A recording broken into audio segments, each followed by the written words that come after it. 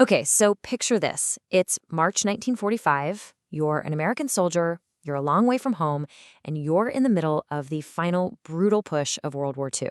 Now, you know who the enemy is, but you're also fighting for an idea and against another one, something called fascism. So, what is it exactly? I mean, that's the big question, right? It's one thing to be told, hey, go fight this thing, but it's something else entirely to really get what it is you're fighting against. And back then, the US government realized wait a minute, our soldiers need a straight answer to this. Yeah, they figured it wasn't enough to just, fight. To really win the war, and this is the important part, to secure the peace after the war, the soldiers had to know their enemy. Not just their weapons, but their ideas, what made them tick. So let's dive into what the US War Department actually told them. All right, so where do you even begin with something that big? Well, you start with the most basic question for any government, really. Who's in charge? Who actually holds the power? So this was the official definition they were given. And it's pretty simple, but it's also total. Basically, a small exclusive group holds all the power. And their goal? Total control. Not just over the government or the economy, we're talking about controlling every part of life. What you're allowed to think, the art you create, everything.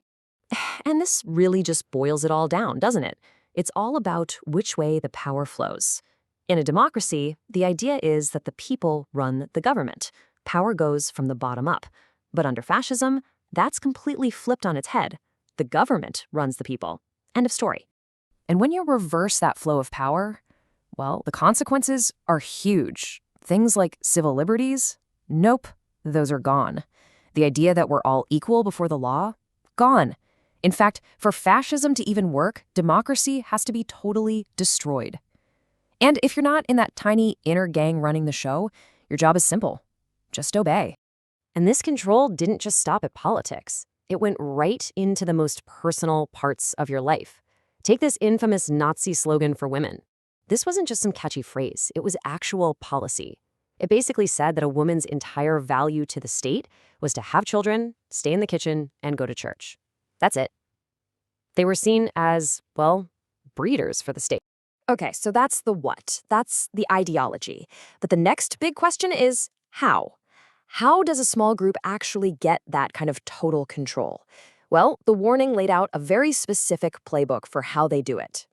It really comes down to a 1-2 punch. The first pillar is just raw, brutal force. The rules are whatever they say they are, and they can change them whenever they want. And the second pillar?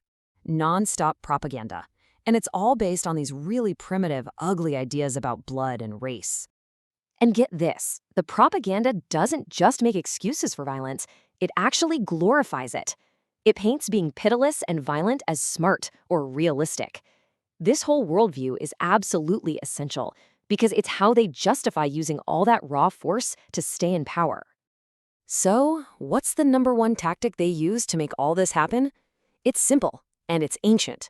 Divide and conquer. They know they can't take over a unified country. So their first job is to break society into pieces and turn people against each other. And this right here is the fundamental clash of ideas. I mean, think about it. Democracy is built on faith in the common sense of everyday people. But fascism says, no, only a tiny, special elite is smart enough to rule. So to win, they have to destroy that democratic faith.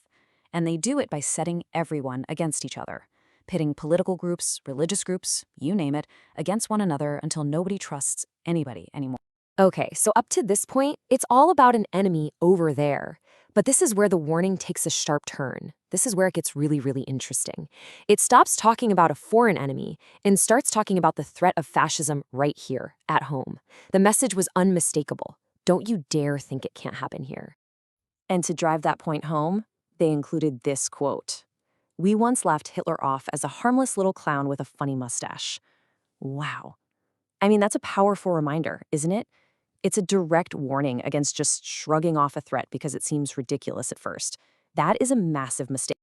And this wasn't some abstract theoretical warning. No, the document pointed to real, painful examples from American history. It talked about mob sadism, lynchings, vigilantism, hooded gangs, groups like the Black Legions and the Silver Shirts, and of course racial and religious bigots. It identified all of these as things that used the same methods as the fascists they were fighting overseas. And here's a really key point they made. They said that any homegrown fascism probably wouldn't even call itself fascism. No, it would come disguised. It would wrap itself up in the flag and call itself super patriotism or super Americanism, all while secretly trying to tear down the very democracy it pretends to love. In fact, they laid out a super specific 3-step playbook for how an American fascist would operate. Step 1. Pit groups against each other. Launch a hate campaign to wreck national unity. Step 2. Reject working with other countries. Promote extreme nationalism and make everyone suspicious of outsiders. And Step 3. Create a false choice. Just label anyone who disagrees with you a communist or some other enemy so people feel forced to support you. So, after laying out this pretty scary threat, the warning doesn't just leave you there. It doesn't end on a doom and gloom note. Instead, it offers a really powerful, really proactive solution for how to defend against it. And what was that solution? It's right here. The only way to truly stop fascism is by making our own democracy actually work. It's not just about fighting against something bad. It's about actively building something good. A healthy, working democracy is the best vaccine there is. And you can see why this is so important, right? Because a strong democracy is like the direct antidote to the poison of fascist hate. Fascist hate is designed to do 3 things. It weakens democracy by dividing people, it stops you from thinking by pushing hate over reason, and it lures you in with false promises. A working democracy does the exact opposite. So what's the one thing that allows this stuff to grow? This quote says it all. Fascism thrives on indifference and ignorance. It's apathy.